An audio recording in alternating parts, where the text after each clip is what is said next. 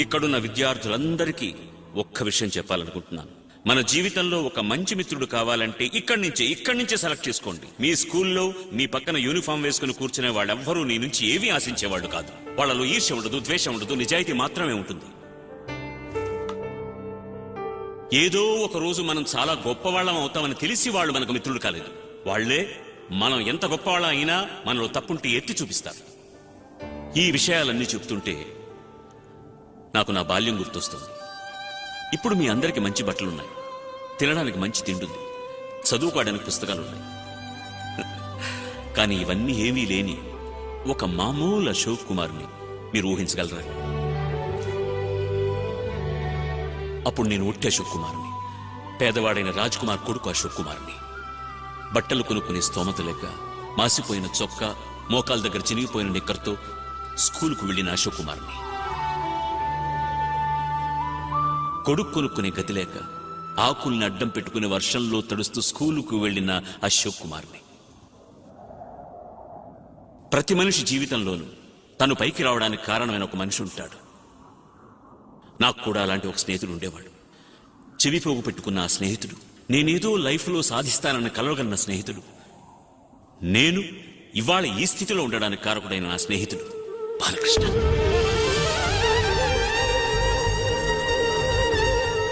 నా ప్రాణానికి ప్రాణం బాలు.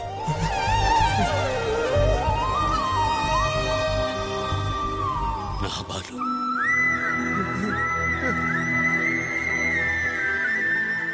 మధ్యాహ్నం లంచ్ టైంలో తిండి లేక కేవలం నీళ్లు మాత్రమే తాగేవాడిని. టిఫిన్ బాక్స్ నాకిచ్చి నాకు అన్నం పెట్టేవాడు నా బాలు. వాళ్ళ నాన్నగారు వాడికి ఇచ్చిన డబ్బుతో మేము టూరింగ్ టాకీస్లో నేల టికెట్ కొనుక్కుని ఎన్నో సినిమాలు చూసేవాళ్ళం. నిజానికి నా జీవితంలో మొట్టమొదటి సినిమా వాడి డబ్బుతోనే చూశాను.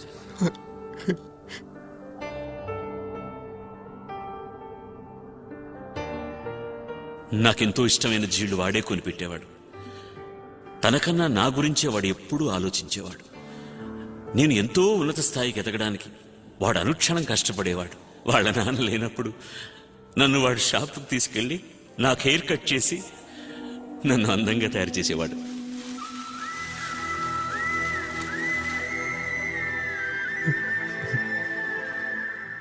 నాలోనూ ఒక నటుడున్నాడని ముందుగా వాడే గుర్తించాడు. వాడి కళ్ళతోనే నేను ఈ ప్రపంచాన్ని చూశాను. నాకు కలలు కనడం నేర్పించింది వాడే. నేను 10వ తరగతి పాస్ అయిన తర్వాత పై చదువులకు స్తోమత లేదు, చేతిలో డబ్బులు లేవు, ఏం చేయాలో తెలియదు, లోకమే చీకటైంది. అప్పుడు నా బాలు, రేయ్ నువ్వు నటుడు అవరా, పెద్ద ఆర్టిస్ట్ అవుతావరా అని చెప్పాడు. నేనా నటన తమాషా అని అడిగాను. రేయ్ నువ్వు స్కూల్లో కురుక్షేత్రం డ్రామా వేసేటప్పుడు దుర్యోధనుడు వేషం వేసావు కదా, దానికి జనమంతా నిన్ను పొగిడారే. వాళ్ళు నీ నటనను మాత్రం పొగడలేదురా, నీ స్టైల్ని చూసి పొగిడారురా. నువ్వు పెద్ద నటుడు అవుతావురా, నువ్వు మద్రాసు వెళ్ళు అని ధైర్యం చెప్పి వాడి చెవులుకున్న ఆ 2 పోగుల్ని అమ్మి నన్ను మద్రాసు పంపించాడు.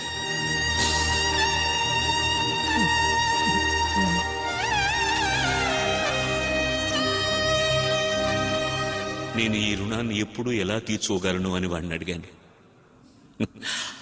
అప్పుడు వాడు చెప్పింది ఇప్పటికీ నాకు జ్ఞాపకం ఉంది.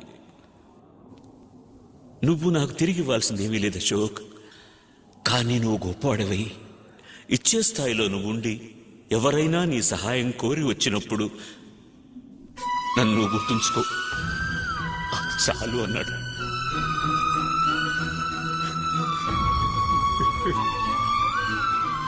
వాడిచ్చిన డబ్బు తీసుకుని చెన్నైకి బయలుదేరిన అశోకే ఇవాళ మీ ముందు నుంచున్న సూపర్ స్టార్ అశోక్ కుమార్. నేను ఇక్కడున్నాను, కానీ నా మిత్రుడు ఎక్కడున్నాడో తెలియదు.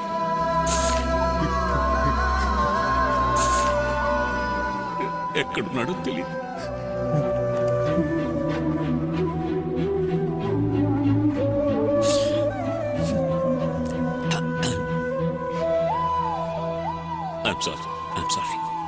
ఒక అమ్మాయి ప్రేమ కోసం ఊరుదిలి వెళ్ళిపోయిన బాలకృష్ణ ఇంకా నా కళ్ళలోనే ఉన్నాడు. ఈ కుచేలుణ్ణి తన డబ్బుతో కుబేరుని చేసిన ఆ కృష్ణుడు నా బాలకృష్ణ ఇప్పటికీ నా గుండెలోనే ఉన్నాడు.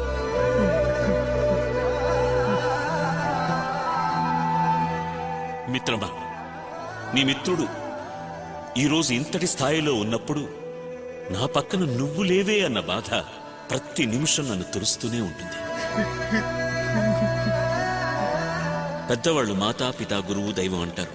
అందులో ఎందుకు మిత్రులను వదిలేశారో నాకు తెలియదు. నా వరకు నాకు మాతా పిత గురువు, తర్వాత మిత్రుడు, ఆ తర్వాతే దైవం.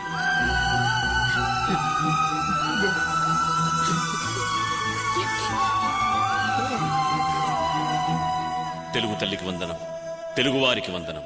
జై హింద్. నాన్న, నువ్వు అక్కడికి వచ్చి కూడా సూపర్ స్టార్ ని కలవకుండా ఎందుకు వచ్చేసావు? అక్కడ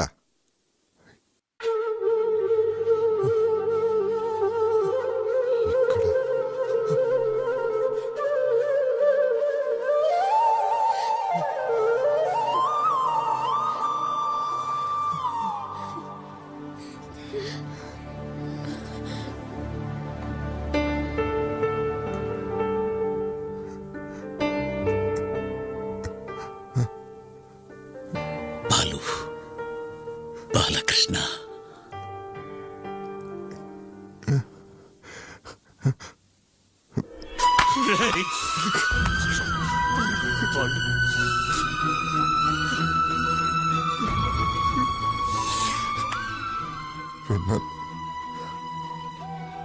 ఒక మూల నిలబడి మాట్లాడినంత విన్నా. మూల నిలబడా? ఒక మనిషి గొప్పవాడైతే అన్ని మర్చిపోతాడంటారు, కానీ నువ్వు అన్ని గుర్తుంచుకున్నావు. అందుకనే ఆ స్థాయిలో ఉన్నావు అశోక్. నువ్వెక్కడున్నావో తెలుసుకోవడం నాకు కష్టం, కానీ నేనెక్కడున్నానో తెలుసుకోవడం నీకు కష్టం అట్రా. నీకోసం ఎక్కడెక్కడో వెతికాను. నువ్వు తలుచుకుంటే నా దగ్గరకు వచ్చేవాడివి. ఏరా, ఒక్కసారి కూడా నన్ను చూడాలనిపించలేదురా? నీకు తెలుసు కదా, శ్రీదేవిని ప్రేమించిన తర్వాత ఊరు వదిలి వెళ్ళిపోవాల్సి వచ్చింది. ఆ తర్వాత నా కాళ్ళ మంది నిలబడాల్సిన పరిస్థితి వచ్చింది. కళ్ళు మూసి తెరిచే లోపల ఎన్నో ఇల్లు గడిచిపోయాయి. ఇంతలోగా నువ్వు ఎక్కడికో వెళ్ళిపోయావు. ఈ పరిస్థితుల్లో నేను నీ దగ్గరికి వచ్చి ఏం మాట్లాడను? మొదట్లో నిన్ను చూడాలని ఆశగా ఉండేది, కానీ నీ ఎదుగుదల చూసి నీ దగ్గర రావడానికి భయం వేసింది. ఏదో తెలియనొక పెరుగు నా దగ్గర. పోరా.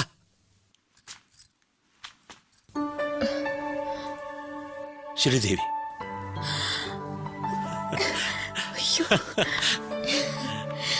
నా మిత్రుడు బాలు పిల్లలు.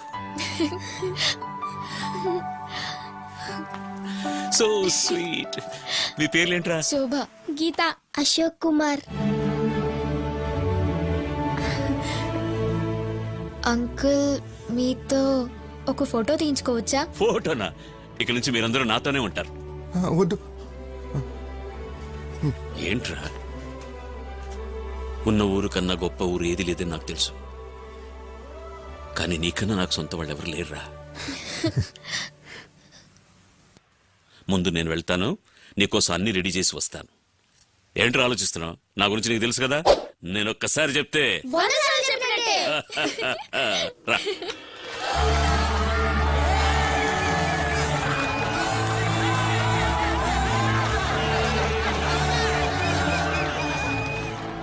ఈ అశోక్ కుమార్ సూపర్ స్టార్ అవడానికి కారణం ఈ బాలు.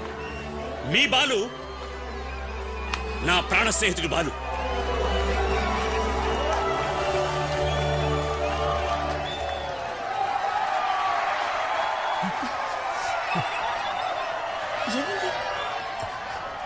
నా ఫోటో కోరిక తీరకుండా ఆయన వెళ్ళిపోతున్నారు సార్. కనీసం ఆయన ఎక్కడికి వెళ్తారు? ఆయన ఎప్పుడూ మనతో పాటే ఉంటారు. అశోక్,